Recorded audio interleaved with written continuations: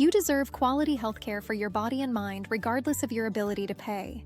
That's why Bowen Health conveniently offers trusted mental health care, primary health care, and addiction recovery treatment for everyone.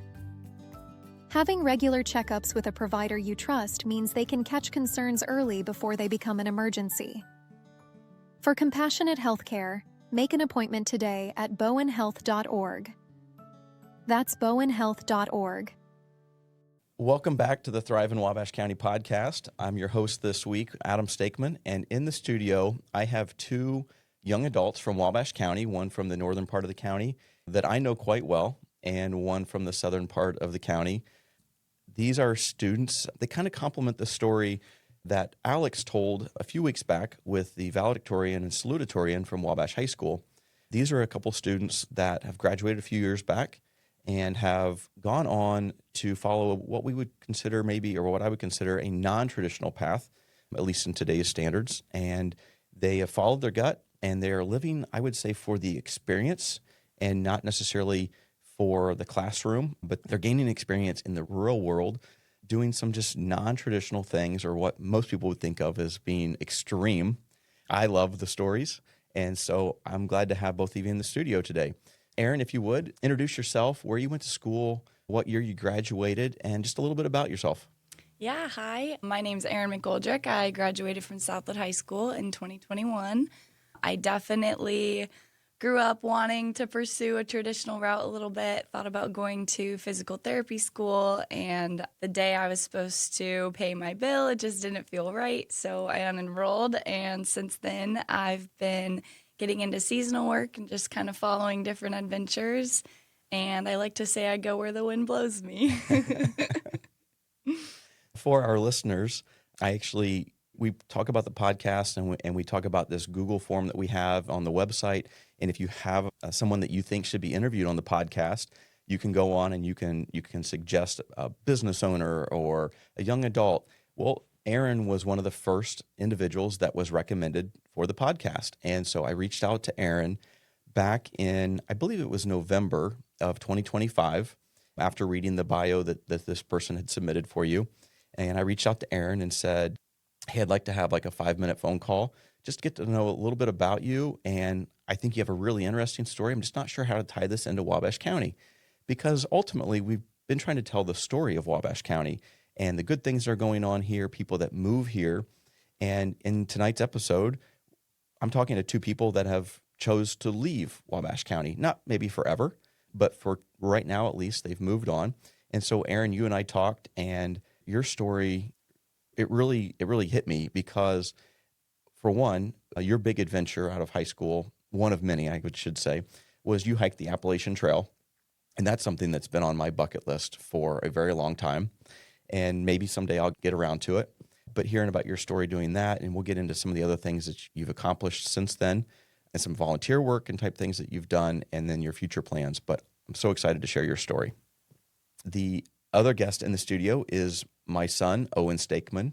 Owen was on back in 2025 in a season episode with Dam to Dam, I believe. Yep. With Stephanie.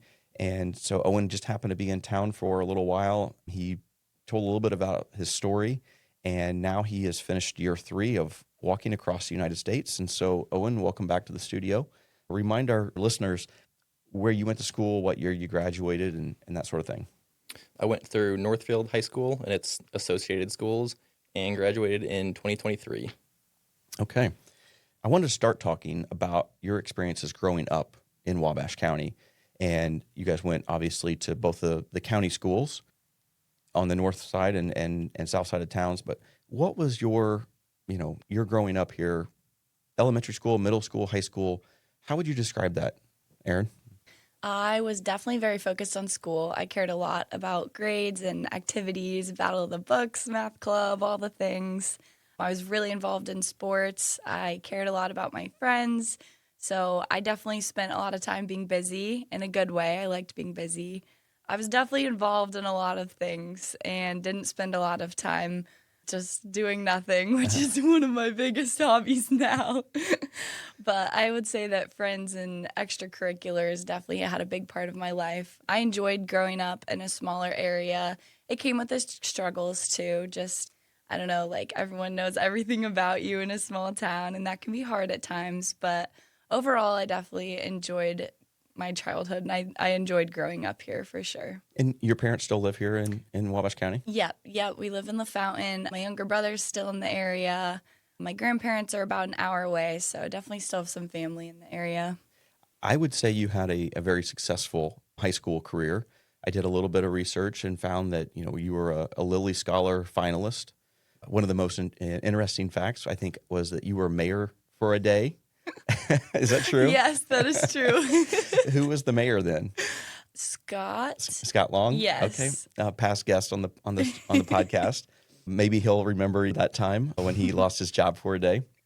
But you played volleyball, you played basketball. I think you were recognized for your academics. I can't remember what that's called in high school, but yeah, like an all-academic, all-star, you're right. something. So you had a very traditional and book smart.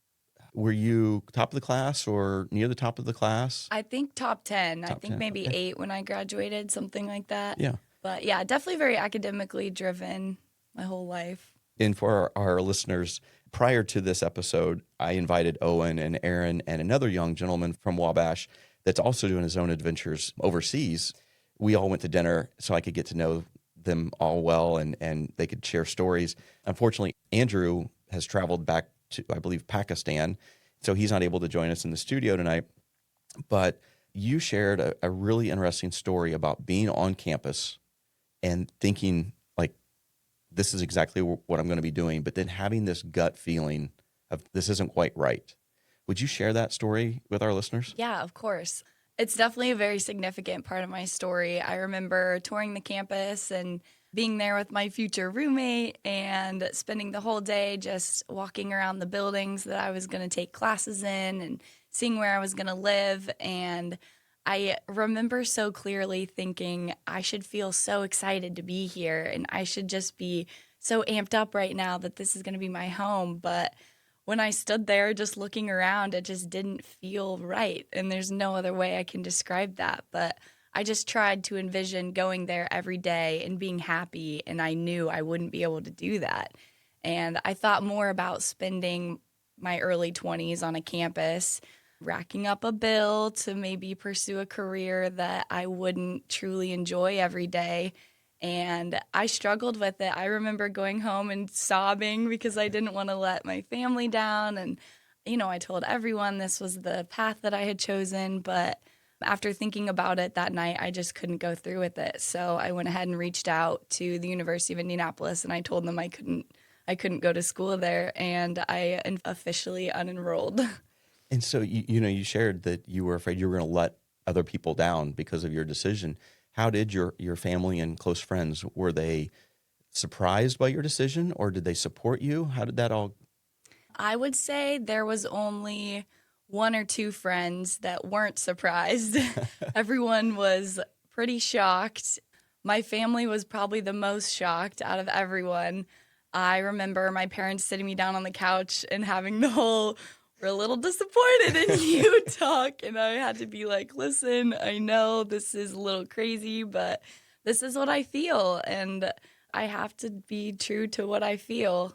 And I remember my 19th birthday was a couple days away, and I told my grandma at my birthday dinner I wasn't going to college, and she was like, we're going to talk about this later.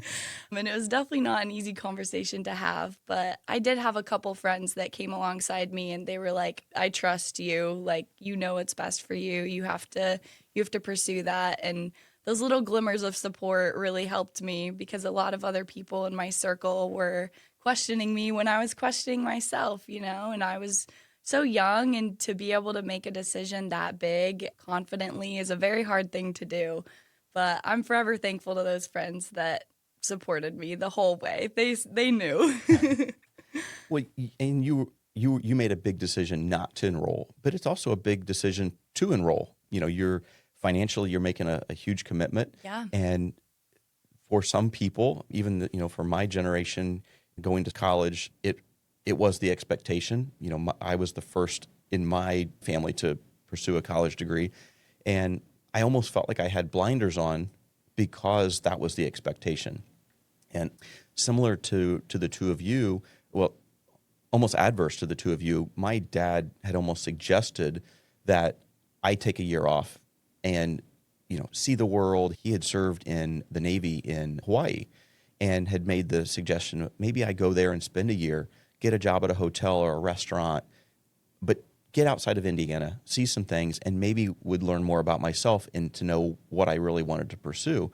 And I almost had blinders on because all of my generation, I felt like that was the next step. Like we had been told since we were in elementary school, college was the next step, And so that's what I did. And so now as, mid-40s and as the dad of someone, obviously Owen being here, that didn't choose to go right into college, I really appreciate what you guys had to go through to make that decision and maybe to stand up to people that said, oh, you guys are making a mistake or something like that. You can always go back to college. You can always pursue education later or whatever that might be. But I think it takes a lot of guts for you guys for what you've done. Owen, tell the listeners a little bit about your experience in Wabash County growing up and in high school, what kind of things you were into. I was more or less the opposite of Erin. Not a whole lot of sports, didn't care about academics, just going through high school, just get it over with more or less. But then, I don't know, still spent a decent bit of time just hanging out with friends and stuff. Yeah. I would say you were naturally very smart. You picked up on things very easily. And it almost, as the dad, it was almost like you got bored with schooling, and both in the classroom and with homework. When did you realize that like college was not going to be the answer for you? Probably late middle school. Really? That soon? Yeah. If it was going to be anything like regular school, there was no chance. And we did do the college visits, though, right? Yeah. And I tried to explain to you that college is different than high school. You're independent. The learning environment can be way different, and the group of friends you're around, it can be completely different. When we walked onto Purdue's campus for the first time, we were doing a tour, and I thought I saw your eyes light up, and I thought, okay, it's clicking. He realizes that it's different than high school.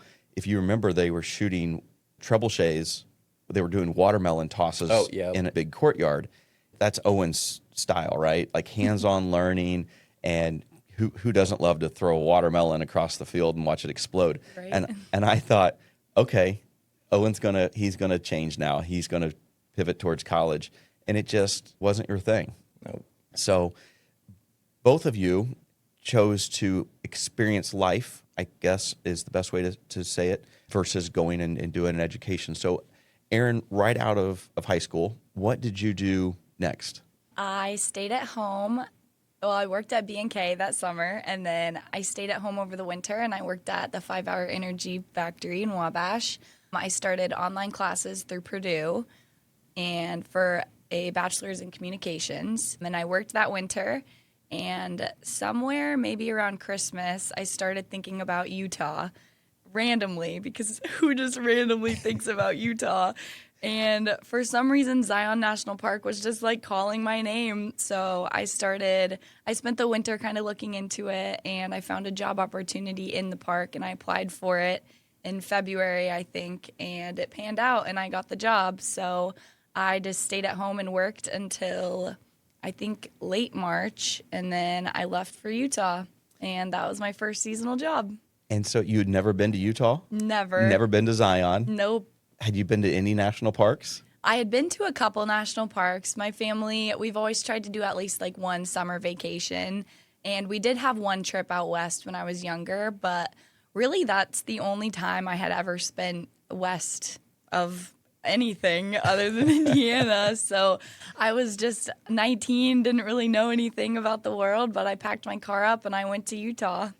And what are your parents thinking at this point? My mom is crying hysterically, thinking I'm going to go missing.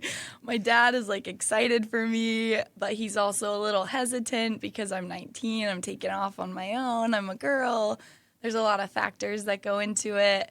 I want to believe they were excited, but I think it was more nerve at this point. They were a little bit, they were supportive, I think mostly because they knew they couldn't stop me.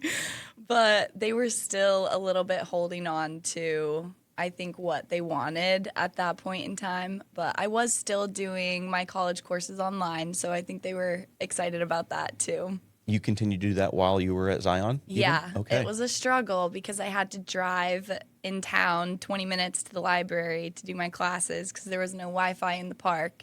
So I did it, though. I mean, I continued working on my degree for the next year and a half throughout my travels, which I'm proud of myself for because it was a lot of extra hurdles. Yeah. But no matter where I was, I found Wi-Fi and I did what I needed to do. Awesome. And so what was the experience like being away from home for the first time? And I think they put you up in some housing, right? Seasonal housing. So you've got roommates and people from all walks of life that you've never met. What was that like for you? It was beautiful. I like telling people it was like a college campus, but way better because you're living in dorm-style housing with people from all over the world. So instead of just other kids my age, I was with all the age ranges from people, I mean, literally so many different countries. I made friends from all over, and we all got to work together and live together, and it was just so fun. I mean, you just get to hang out with your friends all the time. It was amazing, and I knew shortly after arriving there that seasonal work was the path for me, and I never really looked back. I enjoyed every day there. And what kind of things were you doing at the park? Well, we lived right in the middle of the park, so we were right next to a bunch of hikes. So after work, I would usually go hiking or go swimming in the river, or we would go rock climbing. Utah has a great climbing scene. I was outside every single day. It was awesome. Always doing, I mean, you can't even walk home from work without walking by 17 friends, and someone's going to invite you to something. So plans just kind of happened, and I just felt at home, even though I was 1,000 miles away. So needless to say, that was a huge success and a great opportunity, and you're really happy you made that choice. 100%. I'm so glad I followed my heart to the middle of the desert. And then, Owen, you graduate in 23. Remind me, and remind our audience, what did you do immediately following graduation? My initial plan was to bike across the country because I'd take the summer and then I'd leave the next school year open to whatever. And you say bike, we don't mean a motorcycle. We mean a bicycle. Probably a mountain bike, which is not the usual bike, but oh well. But you chose not to do bicycle. Yep. And so when did you leave on your first cross-country walk? I think it was November 1st. Might have been the 2nd, but early November. And so over the summer from the time you graduated until then, you worked a seasonal job as well? Yep, at the local ice cream and boat rental place. Yep. Doing kayaks and all kind of stuff. Yep. And enjoyed it, Yep. right? Saved a little bit of money and then went off on your adventure. Yep. Okay.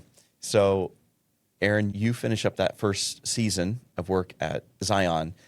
You come back to Indiana afterwards?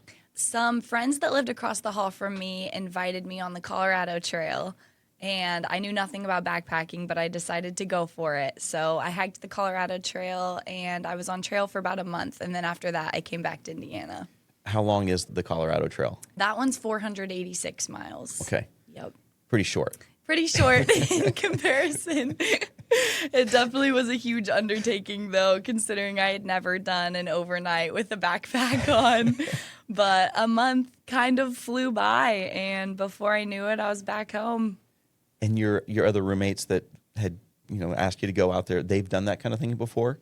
Some of them. It was a good mix of maybe some college students that were there for the summer, and there were a lot of J1s that were like college students from other countries. There were a lot of middle-aged adults too, but most of my roommates, I had like a good mix. So it's a mix of you're learning on your own, but also you've got some people there that are maybe teaching you a few things, and so you're not completely lost if you have questions. Right. Which for me is a great way. I want to learn on my own, but I also like when there's people around that I can Yeah, it ask was questions. like the perfect balance. Yeah.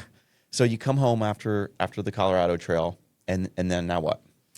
I felt a little bit like I got whiplash because I had just gone on crazy adventures and seen crazy parts of the world, and then I came back here and everything was the same. And my family was like, cool, now you're home and that you got that out of your system. Now we're just going to move on. But I wanted more. So I decided to buy a minibus and start renovating that to live out of.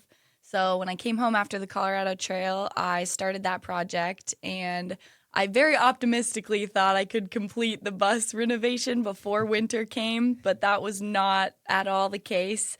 So winter rolled around and I was not even halfway done with the bus. So I decided to stay here and work that winter. So I worked at Scooters, which had just opened up. Okay. And I did some writing for the newspaper, which was a super cool opportunity. I really enjoyed that. I kind of just stuck out the winter, and when spring rolled around, I was more than ready to leave again. So I texted my best friend Dragonfly from the Colorado Trail, and she was living in North Carolina. So she invited me to go live with her, and I moved to Boone. Okay. And I spent my summer there. And so Dragonfly, obviously it's a trail name for our listeners that aren't familiar. When you do a long through hike, usually someone will give you a trail name. And so Dragonfly, great opportunity for me to find out what your trail name is. Yeah, my trail name is Pizza Knees. But people call me PK for short because it can be a mouthful. But there's got to be a great story there. Oh, And there is. maybe we'll get to that here in a little bit. So you go to North Carolina. What are you doing in North Carolina? I continued my online classes. So I was a full-time student, and I got a job at a Mellow Mushroom pizza shop, which was super fun. So I just worked at the pizza shop over the summer, hung out at the river a lot, just did my classes. And I was there until, I want to say, August. And then Dragonfly, me, and our friend Elsie, we left to go on a coast-to-coast road trip after that. So we all met at, Dragonfly's real name is Melissa. We all met at Melissa's house in Boston, and we packed into her Subaru with her dog, and we drove to California. Okay. Yeah. It just every day was kind of a wherever things lead, that's where we're going? Yeah, the only plan was to do the Tahoe Rim Trail around Lake Tahoe in California.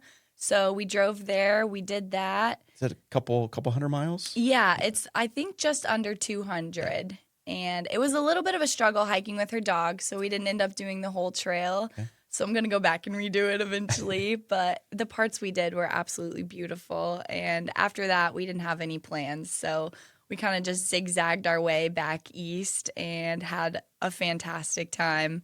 And then after that, I went to live with Elsie in Connecticut for a little bit. And then we ended up moving to Texas together, and we worked at a golf resort down there. So one adventure just always kind of doorways right into the next one. Well, here's where I kind of get lost because, I mean, you graduated in 2021. We're sitting here today. It's early 2026. Basically, graduation has just happened. And so in 5 years, you've already talked about a lot of different things you've done and moved and been in different parts of the country and jobs. We haven't even gotten to like the meat of the conversation here about your, what I'm going to call your big adventure.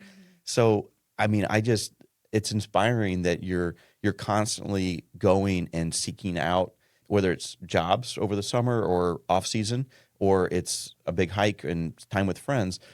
There's not like you never seem to be just content with just sitting, and you're always looking for the next thing that's going to fulfill you. So I love it. Let's go back to Owen. So Owen, you work at the local canoe and ice cream shop part-time, save a little bit of money. You've decided you're not going to do a bike trip across the country, but instead you're going to set out on foot.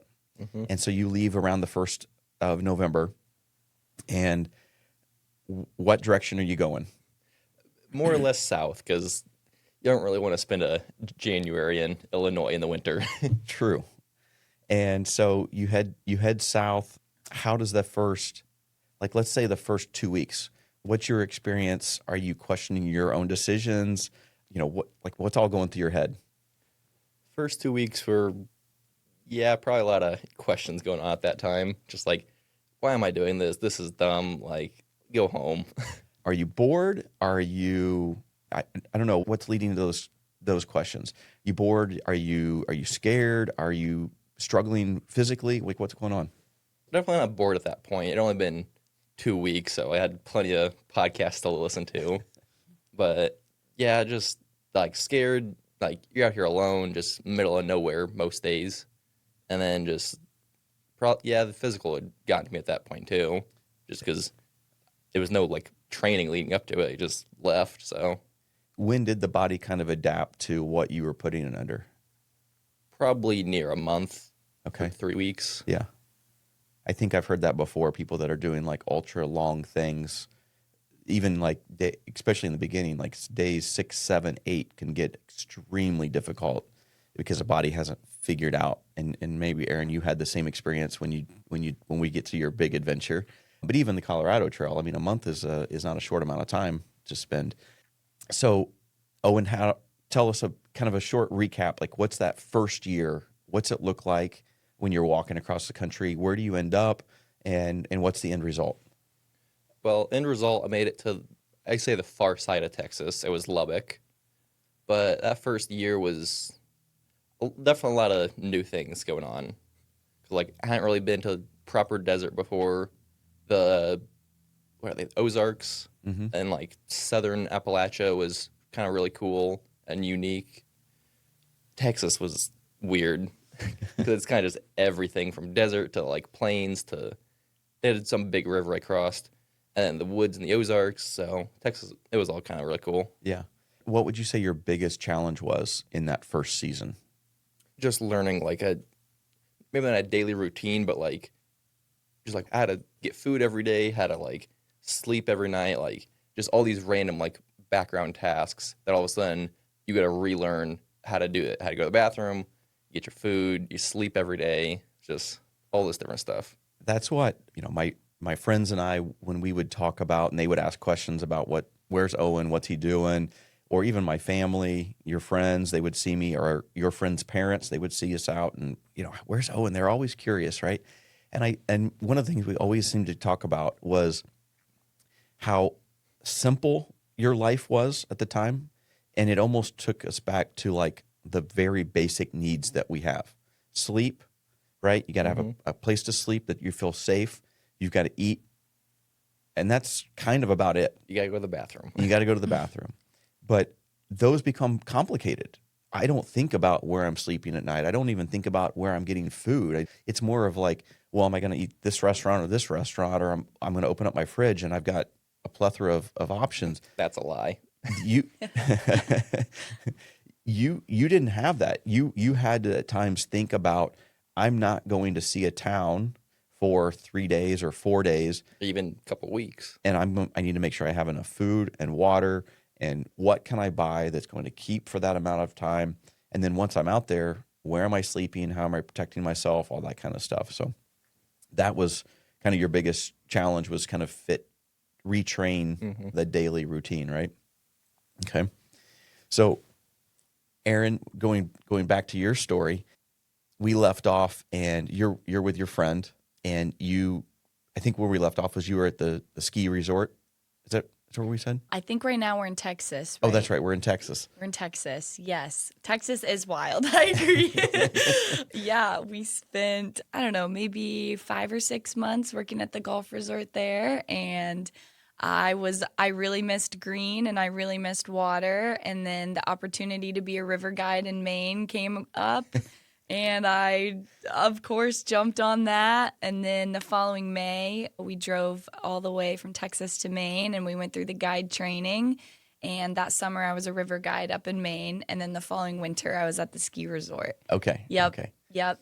You met the ski through the river guide. Yeah, the communities are super closely related, and the seasons are like the perfect, I don't know, overlap time. So it worked out perfectly. Yep. But yep, I ended up at Saddleback Mountain in Rangeley, Maine, and I loved it. And it was super cool to work there because Saddleback is on the Appalachian Trail. So I left Maine and went to Georgia just to walk right back up to Maine and go right through Rangeley and see all my old friends again. And it was so awesome. So kind of to explain what Erin did as her, what I'm calling the big adventure, is she thru-hiked the Appalachian Trail, and you went northbound. So you started the south, finished in the north. For our listeners that aren't familiar with the Appalachian Trail, describe what it is, how long it is, kind of where it starts and finishes. The Appalachian Trail is a continuous footpath from Georgia to Maine. There's reroutes every year, so the exact mileage kind of changes, but the year I did it was 2,198 miles, which is about average. It's usually around 2,200, but it starts on Springer Mountain, Georgia, and it ends on Mount Katahdin in Maine. And it takes you through, I believe, 14 states. And yeah, most people take like 5 to 6 months to complete it.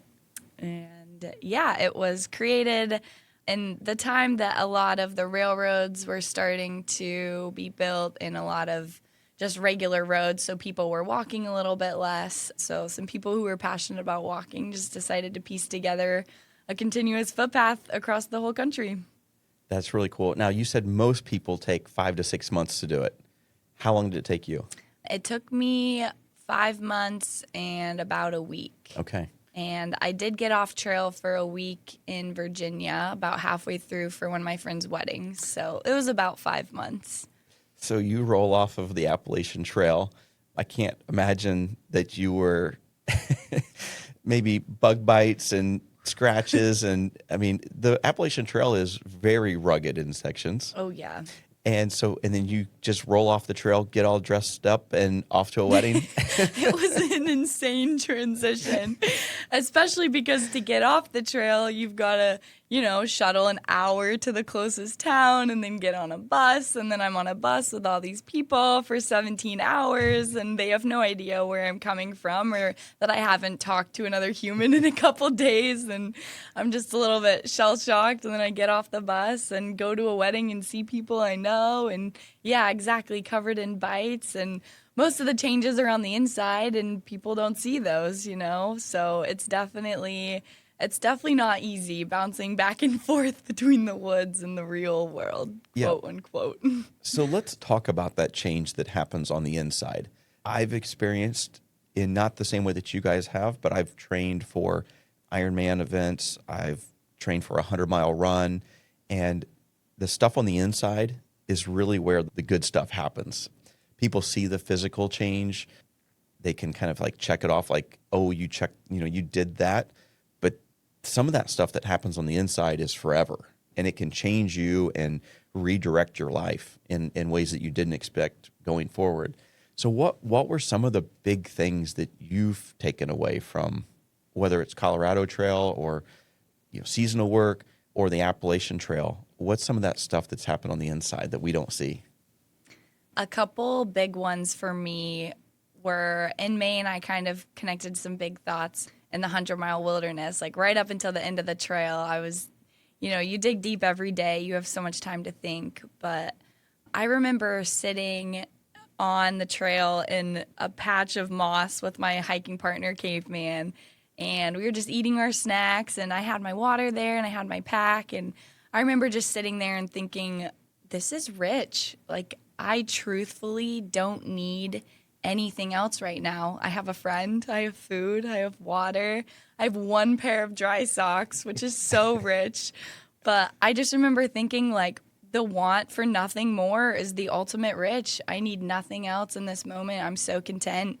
And of course, that leads to so many other things. You get home and you take 13 bags to Goodwill because you don't need all of this stuff. And we're such a stuff-driven people, but you truthfully don't need much, And I think another big thought that I remember feeling in Maine was like, even if it's pain, I'm thankful to be able to feel it.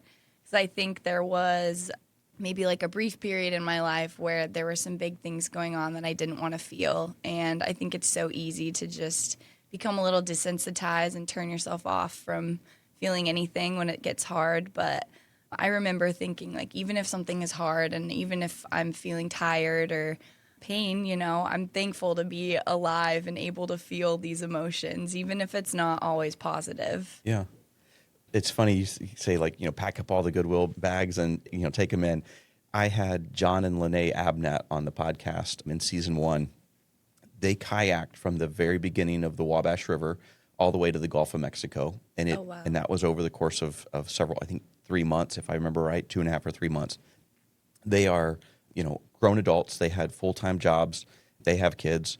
And they chose to go on this adventure. And that was one of the things that they did. They didn't just take 13 bags to Goodwill. They sold their home and all of their possessions and downsized to a small home with the things that they truly needed. And that was super inspiring for me too, because you're right. We kind of, I don't know, we just think we need and need and need. And really when we sit down, and it's only a few things that we truly need in life. And that's some friends and make sure that we're nourished and a safe place to sleep. But everything else is excess in reality. Owen, for you, what kind of things do you think changed internally for you? Or how do you feel like you're different now that you've walked in your walks? I feel bored more, I feel like. Just because, like, you're just in a house now. You're just at home. You got your TV and all your books, but, like, you're like, stuck in a house. You don't just, like, out and about and do whatever you want. So I feel like you need to find a way to get out and find the next adventure. I'm trying, but kind of settle into a lull again. So yeah. Is it easier to fall into that lull that Owen talks about? Or is it more inspiring to, like, because you know what's on the other side, that you're more driven? I think a little bit of both, and it can depend on what season of life you're in maybe. Because, yeah, it's definitely good to take, like, periods of rest in between the adventures. But I think for me personally, it more so lights a fire, because if I'm sitting there not really doing anything, I know what I'm kind of missing out on. And maybe that's just my FOMO talking, but I do like to kind of live every day to the fullest. So, but I also appreciate rest, and I know that you need to rest as hard as you play, but I think it can be a little bit of both. Yeah. So, Owen, you mentioned that you wrapped up your kind of first season of walking across in Lubbock, Texas. Yep. And then you flew home, took a little break, worked more, saved some more money. Yeah, that's the whole reason I came home, is I was bribed with a raise. So, and then season 2 kind of rolls around, and so what do? I was initially thinking about just flying back out to Lubbock and taking off where I ended, but there was another guy who was running across the country. Not very fast, in my opinion, but he was only doing, like, I think 10 a day, like, maximum. So I was going to walk and catch up to him to replace his driver, who was basically helping him with food and all his stuff and back and forth between hotels at night. Yeah, this particular guy you're talking about, he was from the West Coast, and then he had started on the East Coast and was kind of running back home, and he passed right through Wabash, and we had the opportunity to meet him. And like you said, he had a guy that had a car and moving all of his supplies as he was running. So you connected with him, and you were going to catch up to him and then support him again. Yep. That was the plan. And then probably, I think it was late November is when he decided to, like, just kind of back out. And then I think he might have went to Greenland. He went to Canada first. Oh, Canada. So he just kind of called it off. But and I was like... You had already started trying to catch him. Yeah. I was about halfway into Illinois going due west. So, and same as previous year, I just went straight south, hoping for warmer weather. Yep. And where did you end up then in that season 2? That season, I passed through Lubbock to hopefully reclaim my walking stick that I'd left, but it was sadly not there anymore. Not surprising. It'd been over a year. Yep. Then after that, I continued through Roswell and made it all the way to Santa Fe. Okay. And then you flew back home. Yep. Not by choice this time. Had a bit of a medical issue. So you come back home and rest up and worked again. Mm-hmm. And then season 3 is where we're at kind of currently. You did what? I flew back out to Albuquerque, which is technically ahead of Santa Fe, but the flights just didn't make sense to go to Santa Fe. And then continued on from there all the way through the Grand Canyon, down to Tucson, and then ended up in L.A., touched the ocean. Yep, touched the ocean. So you end up finishing up. And I think when I added it all up, it was somewhere around 5,000 miles that you had walked. Yeah, including both trips through the Midwest and Texas, yeah. Yeah, okay. Did it get easier for you, year 2 and 3, or did it get harder because you're you're just doing the same thing and it's now stretched on into 3 years? Definitely a bit of both. Kind of just depends on the week. Some days it's like you just wake up, it's like, yes, I get to do it again. Going to walk 20 miles. And then some days you wake up, it's like, I don't want to do this. Let's go like 5 miles and call it good. Yeah. So it really depended, but probably on average got easier just as I went. You mentioned that when you first started, the physical demand was a little difficult. You hadn't really trained, but It's walking. It's easy. yeah, carrying a pack and all that isn't the same though, is it? Not at all. Did the physical part, did it get easier, or did your body start to, 3 years is a long time, 5,000 miles is a long time. Did it start to break down, or does it just get stronger, more resilient? Minus my stress fracture just after I started the third time, I do think it did get easier just because basically after that first 1 or 2 weeks on the repeats, then your body's like, oh, we're doing this again, right back at it. Okay. But on that third time, I just pushed a little hard right out the gate and then kind of sprained my ankle, so Yeah. I had to sit out a week. Whether you're walking in the middle of nowhere, Texas, or you're in Appalachian Trail and you're kind of in the middle of nowhere and you've got a long ways to the next resupply, what gets you through when things get really hard? It's rain for 2 days and you're by yourself. What is getting you going? What makes you keeps you going? I think for me, a big part of the reason I wanted to hike the AT was to just see if I could and prove to myself that I could. So I think even on my hardest days, I would tell myself, like, you're lucky to be out here. Not everyone can do what you're doing, and you're going to make the most of this, and you're going to suffer through it because you're lucky to be alive. And yeah, it sucks, but you can do this. So I think I also had some awesome hiking friends around me. The community on trail definitely helped me get through, but you find the little silver linings, maybe if there's a burger 2 days away or like, oh, when I get to town, I can have a beer on Tuesday, so you have to find the things. And some days you saw a pretty flower today and that made you happy and nothing else was really super enjoyable, but you have to find the silver linings and you have to be self-motivated enough to just keep going. On the AT, you have other not even just thru hikers, but other people that are on the trail.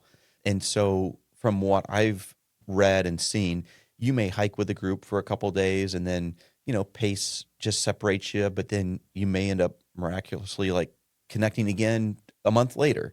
Did that happen to you? All the time. And I think I had some especially crazy experiences like that because I started a month behind most of the other thru hikers. So I spent a lot of the beginning of the trail on my own, and it's hard to hike with other people because you probably don't have the same pace. You probably want different things out of the trail. You want to stop at different times. So there's a lot of factors that go into hiking with someone well, but I bounced in and out of a lot of groups. I met my friend Mouse around mile 200, and we ended up hiking, I think, 500 miles together. And from then on out, I was kind of bopping in and out of different groups, but I definitely crossed paths with a lot of people that I never thought I would see again. I remember seeing some people in New Hampshire and Maine that I hadn't seen until the first and second day on trail, and I almost didn't, I didn't recognize them. They were like, pizza knees? I was like, you're still out here? And it was just super cool to see them because, you had hiked 2,000 miles since then. You're both different people and you're both still out there doing it. And it just kind of lights the fire a little bit more, keeps you going. It's one of the things that I think about in the differences of what you guys have done is that Owen was, almost exclusively by himself. Yeah. There weren't other people just randomly walking across the United States. But what you did have was a little bit different situation where you're in the little towns kind of all the time where you're not. And when you do, you're on the AT, and that's what those communities are built around. A lot of thru hikers will take a ride into town and they're going to the same pub or pizza place or burger joint, right? Owen's walking across the middle of Arkansas or Texas, and people are like, what's this crazy guy doing out here? And so you guys have had completely opposite experiences when it comes to the social aspect of what you've accomplished. So Owen, what do you think about what she's experienced, and what do you think about what he's experienced? I mean, have you thought about that at all? I've definitely thought about it because I think the way that you hiked for me would be really difficult because on some of those really hard days, a lot of that community is what helps me, you know? So I have put some thought into that, and I would love to hear you talk more about that because that would be definitely challenging for me. Yeah. I mean, in comparison, yours sounds like absolute dream. Because you would go, other than having your phone and being able to say text me or your mom or friends. You had days where you didn't see another human being. Yeah, and then when you did, again, you're going into a gas station or something in some small town, and for 2 sentences. Yeah, and not really having an experience with other people. So what was that like? I mean, you're 2 days in, and you're just having your own conversations with yourself, or what? Pretty much, if you're not comfortable speaking out loud, you're gonna have a real long trip. Like you would just go insane from the silence, probably. Yeah. So, I mean, what were you talking to yourself about? I mean, were you thinking about the future, or just kind of like in the moment? Anything. Any inside thought, it becomes an outside thought. Okay. So you just talk to yourself as you're walking and try not to go insane. On the AT or any through hike, really, there's what we call trail angels, which are people that will maybe give you a ride to town, or they'll stash food, water, candy bars, at certain designated spots. And so you experience kindness, I'm assuming, along the trail, and maybe even from other hikers who are sharing food or just sharing the experience with you. I know, Owen, that you also had kindness on your, we'll call it a trail as well. Yeah. But those people were doing it, I think, differently because it wasn't expected. It's not like they don't know that you're out there and what you're doing, but they would see you, or they would see you at a restaurant, and you would go to pay your bill, and the waitress would be like, somebody already took care of it for you, right? What does that do for you, and did it change your perspective of society and people? Yeah, I do think at their core, people are nice to other people. You put them behind the wheel of a car, but face to face, people are just generally real nice to each other. Yeah. There were some stories that I remember you telling me about people that would see you. Yeah. And then it might be another day or two they would see you again because you're not traveling fast or far, all that far compared to what they could in a vehicle. So they may have driven to work one day and saw you. They drove home that night. Maybe they didn't see you, but then the next day they drive back to work and they're like, hey, there's that guy again. And they would stop and they might have like a bag of goodies for you. And what they didn't realize was that a 2-liter of Diet Pepsi is not what I'm looking for. It's a lot. That's heavy. It's a lot of weight to carry when you're hiking alongside the road. It's a lot of space too. Yeah, space. So there were funny stories like that he would share with me, and I thought, I mean, this person in their heart of hearts, they were doing what they felt was right. But from Owen's perspective, it's like, now I got this plastic bottle I got to carry with me for the next 15 miles or something. But yeah, a lot of people, there were a couple times people would just bring me like a home cooked meal, which was really weird because like you would have like, that's not like, I was buying groceries. You can have these extra. You went home, cooked a dinner, and then brought it to me. You would have had to do that. Yeah. I guess another difference I hadn't thought about is you're not really experiencing privacy too if you're walking where people can like see you every day and they see you even multiple times. And that was also like the complete opposite of my hike because it was just like a green tunnel and you maybe pass another human, but for the most part you're just like in the woods not seeing people. Yeah. I mean, how far could you go without even crossing a road?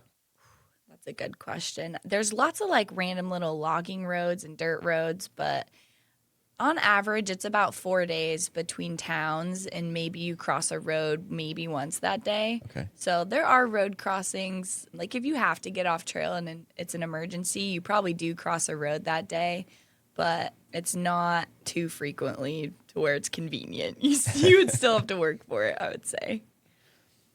Well, okay, so what's your advice to, let's just dial it into like kids that are currently in high school right now. They're uncertain about what they want to do in the future. What's some advice you would give them?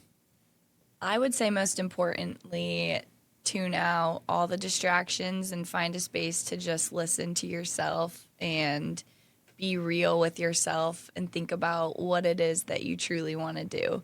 So I think we spend a lot of time thinking about what other people want us to do, and it can be hard to separate that from what you really want to do. But as long as you can just tune everything else out and pursue what really excites you, I think that's the only right way to do things. Yeah. Owen? I mean, as long as you can find something to like keep yourself supported, get a place to sleep, stuff to eat, do whatever makes you happy and is sustainable for your mental health too. Yeah. Now, for someone that's not in high school, but they're, let's say, take me in my upper 40s, what advice would you give somebody that's, I don't know, thinking about a change, or maybe they're not happy with where they're at in life? You guys have both had some experiences that I would say a lot of people, no matter if they're 30s, 40s, 50s, or even 60s, have experienced, and fulfilling experiences. What advice would you give someone? I feel like I encounter a lot of middle-aged people that say things like, oh, I wish I would have done that, or, oh, maybe one day. And I always tell them, if you're still breathing, it's not too late, because I believe that. I mean, I've worked with 70-year-olds in these national parks that are just now getting around to what lights their soul on fire, but hey, they're doing it. Not everyone can say that, So I truly believe that no matter where you're at, you're still alive. Every day is another opportunity to pursue what excites you. You keep taking all the good answers. Whatever you think is the good answer. Yeah, but I passed one guy who was biking from west to east. It was middle of the desert one day. He just stops by me as I'm eating a snack under a tree. He's like, hey, you good? I'm like, yeah, you good? He's like, yep, just heading east. I'm like, cool. But he was like 55 or something. So anybody can do this. Mm-hmm. You just got to get out and do it. Get out and do it. You met, that reminded me, you met a special young lady that was setting a Guinness Book of World Record on your journey. She was going west to east, and she became the first female, or maybe the first person, to skateboard across the country. First woman Whoa. To skateboard across the country. But she was also going for the fastest time out of anybody also. Yeah. And so the funny story, Owen tells me that thinks he's going to cross paths with her on her route. And so you did a couple really hard, long days to try to catch where she was at. At a 42-mile day, I think, once it was all over, which was not fun. And you show up in this tiny little town. I can't remember the name of the town. Maybe you can. Vaughn. And you show up in kind of the middle of the night. About 3 a.m. at a 24-hour diner. Yep. Okay, tiny little diner. I got so lucky with that too. Yeah. You go in and you have a conversation with probably one of the few people working in the diner at that point in the night. The one of two. And you're like, hey, have you seen this person that's crossing the country? Yeah. And he's like, oh, yeah, I saw him earlier today. So in my mind, I'm putting myself in this guy's shoes. I'm in this Vaughn, tiny little town in the middle of nowhere. Like Rowan sized. Yeah, let's say. One restaurant, one gas station. Right. So you're in Rowan, and you're working at 3 o'clock in the morning, and this kid comes in that says he's walking across the country, and 2 hours earlier, or 4 hours earlier, you met a woman who's skateboarding across the country. It would be like a whole nother, it's a dream. I'm like, what? Is this reality? What's going on? I laughed when you told me that story. Yeah. But I ended up finding her somehow. Yeah. And you spent a kind of a day with her and her crew. And yeah, just early half day. Yeah.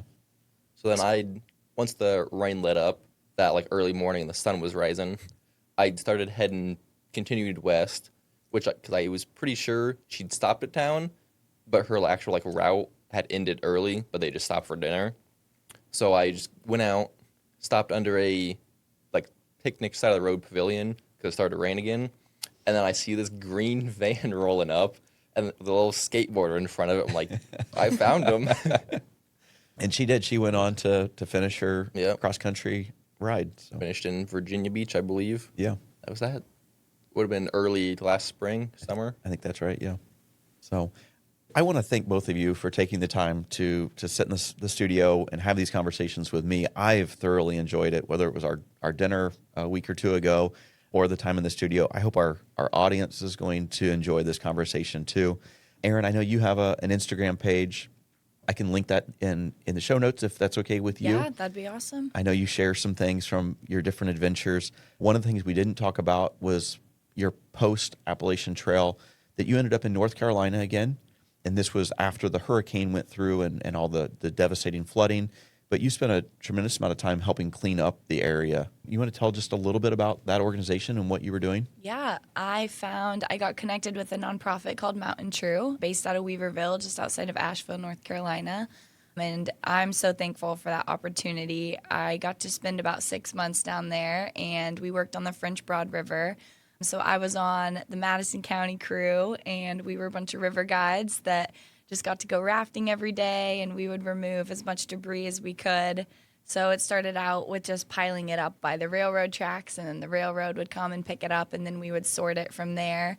But they're still out there working, and so far they've removed over 1.5 million pounds of debris from the river. So it was a really awesome thing to be a part of, and I think especially from coming off the trail, it was the perfect job for me because I got to be outside every day working with like-minded people, and I just envisioned going back to a restaurant after the Appalachian Trail, and I just couldn't do that. My soul would just die. So selfishly, it was a great job for me, but it also was a great opportunity to give back a little bit. Yeah.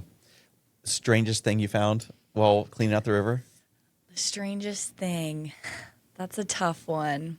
We found just lots of I think the strangest thing would have to be a Nicolas Cage pillow we found where the sequins, those pillows where the sequins are like a solid color one way, and then we put them the other way, and it was just Nicolas Cage's face, and we were like, this is awesome, we have to keep this. I think they actually took it back to the mothership, the hub, and I think it's still there. So we kept that river treasure.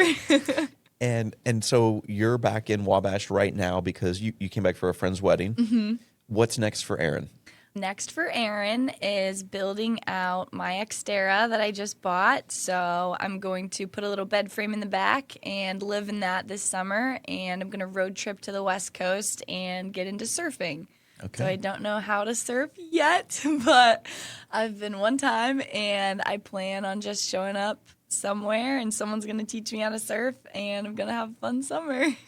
Where's this road trip going to take you? Anywhere particular? The only plans so far are to go through Canada and see my friend from Trail up there.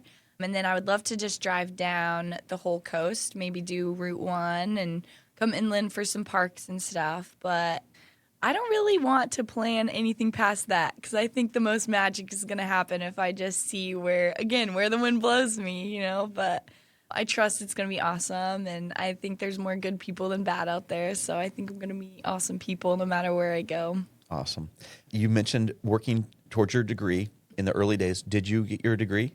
I have 10 classes left. Okay. So stand by. It'll happen. Still working on it, though? Yeah. I definitely put them on pause for the AT, and then here we are. I still haven't started them again, but I will finish my degree one day. And that was in communications, if I remember right. Okay. Yep. Any ideas what you want to do with that? I know I like to write. I really enjoy photography. Whatever combination of job that looks like that finds me in the future. I think it's a couple years down the road for me, which is why I'm not feeling super rushed to finish my degree right now. But there's not a certain direction planned for that. But I know I'll end up where I'm supposed to be. Yep. And Owen, how about you? What's next for you? What kind of adventures are you looking at? I hope to go sailing at some point, but I got some crewmates in school still, and they want to graduate, so that's on the back burner. But I'm kind of eyeballing a new trail around the UK that follows the coastline. Okay. Can you give us a little more, like how far that is or anything like that? think it was maybe 2,000 miles. Okay. I think it was in kilometers because it's the UK, but I think it was approximately 2,000. And this would be similar to, in a way, similar to what you've done before walking across the country. Is it's going to go from kind of town to town along roadways and probably some groomed trails of some sort. Yeah, it is a designated footpath, so it is definitely more trail, more AT than what I did the first time. So okay, exciting. And that might be coming up in 2026, 2027? Hopefully. Okay. If I can make the commitment. That is exciting. I can't wait to stay tuned. Well, again, thank you both for coming in the podcast studio. I think that this conversation really complements the conversation that Alex had with the Wabash students, the valedictorian and salutatorian, and that there is no right way to live. We can each just follow our own guts and our own goals and have the belief that we're going to end up in a better place if we just do the work. But for those students, they were very focused. They seemed like they knew exactly what they wanted to do in life, and they're going after it. And you guys know what makes you happy and what you want to do, and you're going after it. And so I think it's inspiring for me, for all of our listeners, that just live, have fun with life, live big, whatever that means for you. So ThriveIN Wabash County podcast is made possible by the generous support from the Bowen Center, Lisa Gilman Investment Fund, the Sandra Kunkel Trust, Mark and Amy Ford, Paperworks Industries, City of Wabash, the Community Foundation of Wabash County, and Visit Wabash County. Until next time, I'm Adam Stakeman, and this is ThriveIN Wabash County.